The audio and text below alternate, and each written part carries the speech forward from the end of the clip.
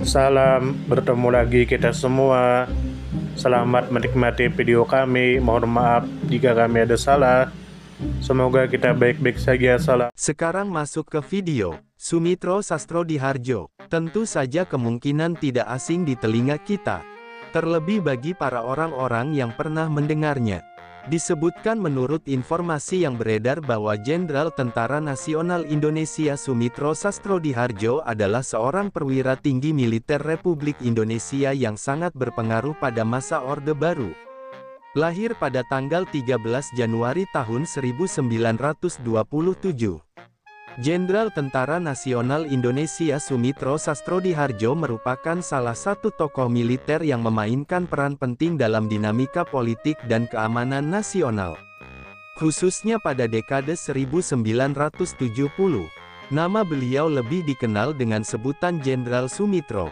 Kemudian menurut informasi yang beredar bahwa Jenderal Tentara Nasional Indonesia Sumitro Sastrodihardjo menjabat dalam posisi strategis sebagai Wakil Panglima Angkatan Bersenjata Republik Indonesia. Dan juga sebagai Panglima Komando Operasi Pemulihan Keamanan dan Ketertiban, atau Pangkopkamtib. Jabatan tersebut menjadikan beliau tokoh kunci dalam menjaga stabilitas keamanan dalam negeri dan mengawasi dinamika politik sipil. Namun, Jenderal Tentara Nasional Indonesia Sumitro Sastrodihardjo juga menjadi sorotan utama ketika terjadi peristiwa malapetaka 15 Januari atau Malari tahun 1974, yang merupakan salah satu krisis politik terbesar pada masa Orde Baru. Kemudian menurut informasi yang beredar bahwa Jenderal Tentara Nasional Indonesia Sumitro Sastrodihardjo aktif dalam dunia militer dan pemerintahan, terutama sejak pertengahan 1960 hingga awal 1974. Peristiwa Malari terjadi pada tanggal 15 Januari tahun 1974. Saat kunjungan Perdana Menteri Jepang Kakuei Tanaka ke Indonesia. Tak lama setelah peristiwa tersebut, Jenderal Tentara Nasional Indonesia Sumitro Sastrodihardjo mengundurkan diri dari jabatannya, dan kemudian pensiun dari militer. Jenderal Tentara Nasional Indonesia Sumitro Sastrodihardjo wafat pada tanggal 10 Mei tahun 1998. Kemudian menurut informasi yang beredar bahwa peristiwa penting yang melibatkan Jenderal Tentara Nasional Indonesia Sumitro Sastrodihardjo banyak terjadi di Jakarta. Sebagai pusat pemerintahan dan politik nasional, jabatan Wakil Panglima Angkatan Bersenjata Republik Indonesia dan Panglima Komando Operasi Pemulihan Keamanan dan Ketertiban mengharuskan beliau untuk berkiprah di tingkat nasional, termasuk melakukan koordinasi dengan instansi keamanan di seluruh wilayah Republik Indonesia. Kemudian menurut informasi yang beredar bahwa Jenderal Tentara Nasional Indonesia Sumitro Sastrodihardjo dianggap sebagai sosok yang memiliki orientasi rasional dan reformis dalam tubuh militer, serta berusaha menjembatani antara kalangan intelektual, mahasiswa, dan aparat negara. Namun, pendekatan tersebut justru membuat beliau menjadi pusat tekanan politik ketika kerusuhan Malari pecah. Peristiwa tersebut dianggap sebagai bentuk kegagalan pengendalian keamanan, dan menjadi alasan utama di balik pengunduran dirinya dari jabatan tinggi militer. Meskipun tidak pernah dibuktikan secara langsung bahwa beliau memprovokasi peristiwa tersebut. Kemudian menurut informasi yang beredar bahwa Jenderal Tentara Nasional Indonesia Sumitro Sastrodihardjo menjalankan karir militernya secara progresif dari masa revolusi kemerdekaan hingga masa Orde Baru. Dengan kemampuan strategis dan intelektual yang diakui, beliau dipercaya oleh Presiden Soeharto untuk menempati jabatan strategis. Namun, setelah peristiwa Malari, Jenderal Tentara Nasional Indonesia Sumitro Sastrodihardjo memilih untuk mengundurkan diri, dan tidak lagi aktif dalam kegiatan militer maupun politik secara langsung. Kehidupan selanjutnya dijalani di luar lingkaran kekuasaan hingga wafatnya pada tahun 1998. Beberapa hari sebelum runtuhnya rezim Orde Baru, Jenderal Tentara Nasional Indonesia Sumitro Sastrodihardjo merupakan salah satu figur penting dalam sejarah militer dan politik Indonesia. yang menempati posisi sentral pada masa transisi dari pemerintahan Orde Lama menuju konsolidasi kekuasaan Orde Baru. Latar belakang pendidikan beliau termasuk pendidikan militer yang ditempuh baik di dalam negeri maupun pelatihan di luar negeri, yang membentuk karakter beliau sebagai sosok profesional, cerdas, dan berpikiran strategis. Dalam lingkungan militer, beliau dikenal sebagai pemikir taktis sekaligus pemimpin yang tegas, namun tidak otoriter, serta memiliki kemampuan menjalin komunikasi dengan berbagai kelompok, termasuk kalangan sipil dan mahasiswa. Karir Jenderal Tentara Nasional Indonesia Soemintro Sastrodihardjo berkembang secara signifikan pada masa pasca gerakan tanggal 30 September, di mana beliau berperan dalam proses stabilisasi keamanan nasional. Pengangkatan beliau sebagai Panglima Komando Operasi Pemulihan Keamanan dan Ketertiban menunjukkan kepercayaan besar dari Presiden Soeharto terhadap loyalitas dan kapasitas intelektual yang dimiliki oleh Jenderal Tentara Nasional Indonesia Soemintro Sastrodihardjo. Namun demikian, hubungan beliau dengan Presiden Soeharto tidak selalu harmonis, terutama ketika terjadi perbedaan pandangan mengenai pendekatan terhadap gerakan mahasiswa, kebijakan ekonomi, serta kontrol atas stabilitas politik dalam negeri. Dalam konteks peristiwa Malapetaka 15 Januari tahun 1974, Jenderal Tentara Nasional Indonesia Soemintro Sastrodihardjo berada dalam posisi yang sangat dilematis. Di satu sisi, beliau mencoba memberi ruang bagi ekspresi mahasiswa yang mengkritik dominasi modal asing dan ketimpangan ekonomi.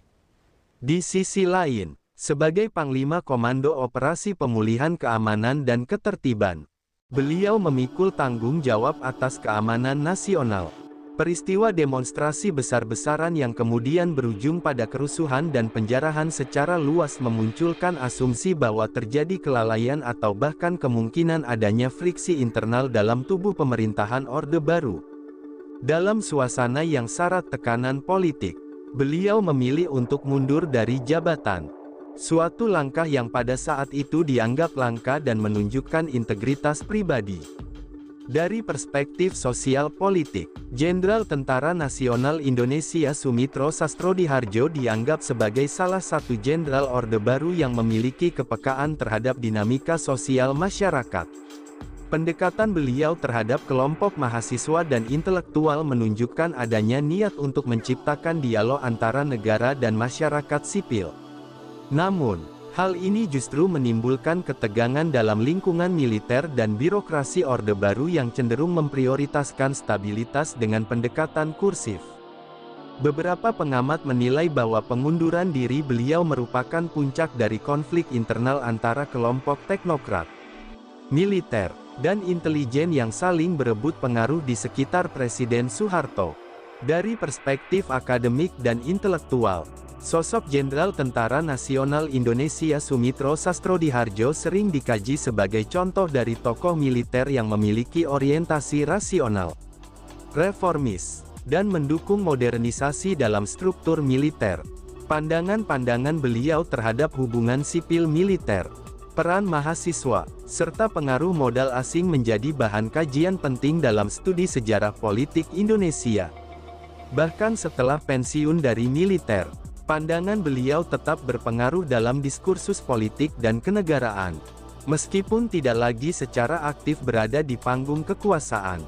Secara simbolik dan historis, peristiwa pengunduran diri Jenderal Tentara Nasional Indonesia Soemintro Sastrodihardjo menandai salah satu momen penting dalam sejarah Orde Baru, yaitu munculnya tanda-tanda bahwa kontrol politik Soeharto menghadapi tantangan dari dalam kekuasaan sendiri. Dalam refleksi sejarah nasional, nama beliau kerap disebut sebagai tokoh militer yang memiliki integritas, keberanian moral, serta visi strategis yang melampaui kepentingan pribadi dan jabatan. Wafatnya beliau pada tahun 1998, beberapa hari sebelum jatuhnya pemerintahan Orde Baru, seolah menjadi penutup simbolik dari satu bab penting dalam sejarah militer dan politik Indonesia. Sumber referensi Google Chrome dan ChatGPT Pro. Di balik kemajuan suatu bangsa, tentu kita tahu akan ada selalu sosok-sosok yang memberikan pengaruh besar, meski sering tak terlihat. Mereka bukan hanya terkenal karena jabatan, tetapi karena dedikasi dan ketulusan dalam bertindak. Tokoh atau figur seperti itu tentu kita tahu lahir dari berbagai latar belakang. Ada yang berasal dari desa kecil, dan ada pula yang tumbuh di tengah kota yang ramai. Tentu kita tahu bahwa tokoh bukan hanya soal ketenaran. Tokoh adalah tentang peran. Mereka bisa menjadi seorang guru yang sabar mendidik di pelosok negeri, atau seorang warga biasa yang peduli terhadap lingkungan dan konsisten menjaga kebersihan kampungnya. Semoga apa yang kami sampaikan bisa bermanfaat, menambah wawasan, dan jadi motivasi positif untuk kita semua.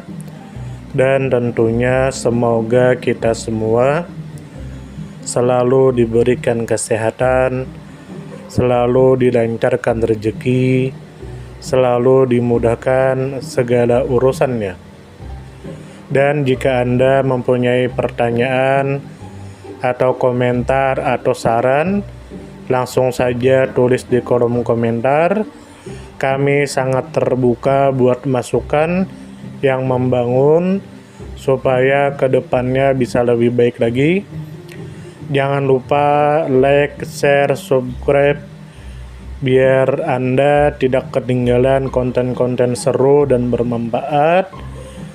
Tetap semangat, jaga kesehatan, dan terus jadi versi terbaik dari diri Anda. Sampai berjumpa di video selanjutnya. Salam hangat dari kami semua, dan selamat beraktivitas. Jika ada salah kata atau penyampaian yang kurang pas, itu murni kami pribadi yang salah. Terima kasih banyak, mohon maaf yang sebesar-besarnya. Semoga kita dan orang tua kita masuk surga, amin, salam damai.